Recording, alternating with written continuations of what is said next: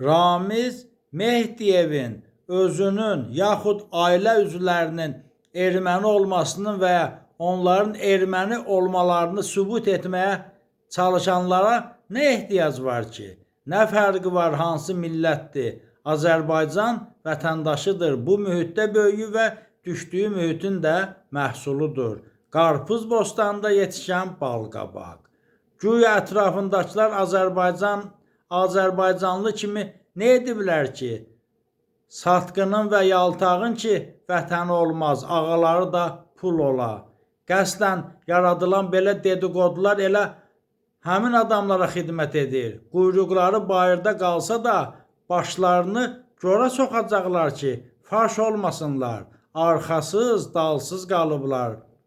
Vəzirovu vəziryan, Mehdiyevi Mehdiyan etməyin nə mənası var? Belələri müasir cəmiyyətin məhsullarıdırlar.